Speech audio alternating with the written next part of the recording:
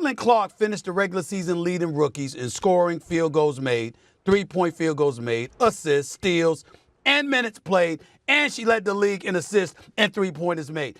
Think about that for a second. Stephen A. Smith has never been known for mincing words. When something stirs him up, he pounces on it with the enthusiasm of a hawk spotting its prey. So when the controversy around Caitlin Clark's eye injury started buzzing, it wasn't long before Smith put his stamp on the matter.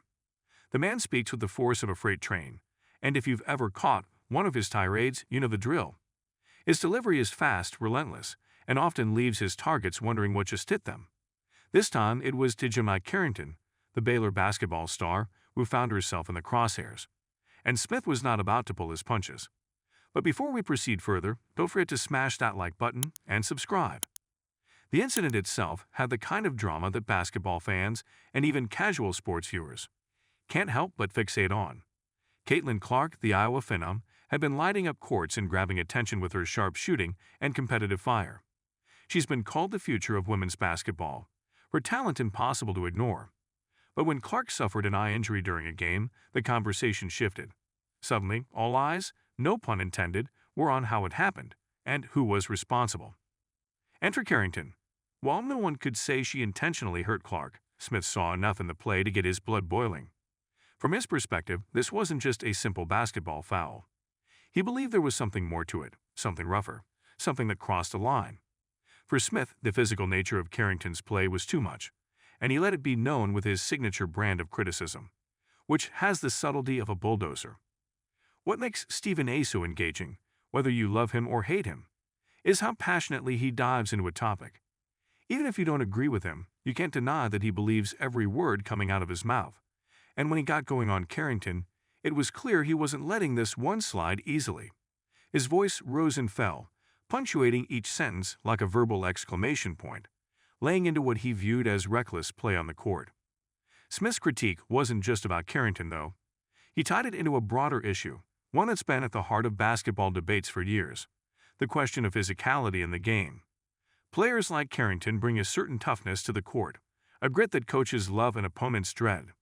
It's the kind of edge that can be the difference between winning and losing.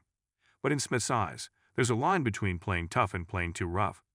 His argument centered on where Carrington's actions fell on that spectrum. And let's not forget, Smith has a flair for dramatics. If you've ever watched him, you know he doesn't just talk, he performs. His hands fly, his eyes widen, and his voice shifts gears with the smoothness of a race car. It's part of what makes his commentary so watchable. When he talked about Carrington's role in the injury, you could almost see the wheels turning in his mind as he built up to the climactic point. That this kind of play puts the integrity of the game at risk. In classic Stephen A. fashion, he wasn't just talking about one incident, he was sounding the alarm. What Smith doesn't get enough credit for, though, is how he turns the heat down just when it's needed. Sure, he's fiery, but he also has a knack for balancing it with reason. As much as he came after Carrington, he also knew not to make her a villain. He framed his argument not as a personal attack, but as a broader concern about the sport's future. It was more about cautioning players to be mindful of the consequences of their actions. In a way, Smith was delivering a warning, wrapped up in his usual barrage of commentary. But let's not pretend like Stephen A. doesn't enjoy the spectacle of it all. His rants, as intense as they are, often have a tinge of theater. There's a reason people tune in to hear him speak. He can take a moment that might have passed by with little fanfare and turn it into a headline-grabbing event.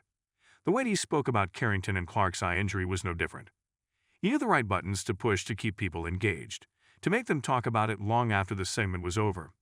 And that's part of his genius. He's not just informing, he's entertaining. The injury to Caitlin Clark wasn't just about one game. It was about what kind of basketball the sport is moving toward. For players like Clark, who rely on finesse and skill, a more physical style of play can be a threat. Smith's commentary touched on that fear. There's a growing concern that if players aren't more careful, talent like Clark's could be endangered by the rough and tumble nature of some athletes. Smith wasn't necessarily calling for the game to become soft, but he was definitely pushing for players to think before they act. Carrington, for her part, might have just been playing hard, doing what she's been trained to do her whole career. But in the world of sports, perception is often just as important as reality. And in this case, Smith's perception was that Carrington had crossed a boundary. Whether or not that's true doesn't change the fact that once Stephen A. Smith puts you on blast, the conversation changes, His voice carries weight, and even if Carrington didn't mean to injure Clark, her name will now be tied to that moment, thanks in no small part to Smith's stake on it. There's also something to be said about Smith's influence in the world of sports media. When he speaks, athletes and fans listen. His critique of Carrington is a prime example of how a single moment in a game can blow up into a larger debate, simply because he's the one talking about it. That's power, and Smith wields it expertly. He's been in the game long enough to know how to push the right buttons, and this incident was tailor-made for one of his classic rants. Beyond the immediate fallout of Smith's comments, there's a larger conversation to be had about the role of sports commentators in shaping narratives. Smith didn't just comment on Carrington's actions. He framed them within a broader discussion of the physicality in basketball, the protection of star players, and the responsibility athletes have to each other. This isn't just a hot take. It's a form of narrative building, and Smith is one of the best in the business at doing it. He doesn't just react to the news, he helps create it. What's fascinating is how Smith manages to toe the line between analyst and entertainer. His critique of Carrington wasn't devoid of substance, but it was also delivered with the flair that has become his trademark. It's the reason he's so polarizing. Some people watch him and nod along in agreement, while others throw their hands up in frustration. But love him or hate him, you can't deny that Smith knows how to keep people talking. The implications of Smith's slam on Carrington go beyond just one incident. It raises questions about how physicality is perceived in women's sports. There's often a double standard at play when it comes to how rough play is viewed in men's versus women's basketball.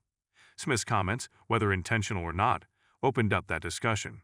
Should women's basketball be just as physical as the men's game, or should it emphasize skill and finesse? Smith seemed to lean toward the latter in his critique of Carrington, suggesting that too much roughness could detract from the beauty of the game. At the heart of the issue is a fundamental question about sportsmanship and the fine line between competitive fire and recklessness. Smith's condemnation of Carrington wasn't just about an isolated moment. It was about the broader culture of sports. His take implied that there's a responsibility on players to protect each other, even in the heat of competition.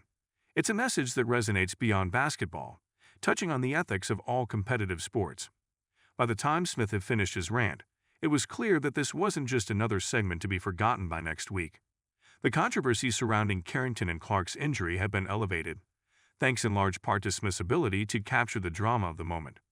He made it more than just a play on the court. He made it a symbol of something larger, something worth debating. In the end, whether you agree with Smith or not, you can't deny that he knows how to make you think. His critique of Carrington may have been harsh, but it was rooted in a genuine concern for the future of basketball. And that's what makes Stephen A. Smith such a force. He's not just talking to hear his own voice, though he does seem to enjoy that part.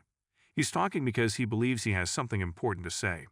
And whether you're a diehard fan or a casual viewer, when Stephen A. speaks, you can't help but listen. Don't forget to hit that like button and subscribe to our channel for more engaging content. We thrive on your feedback, so be sure to leave your thoughts in the comments section below. Until next time, keep discovering and stay tuned.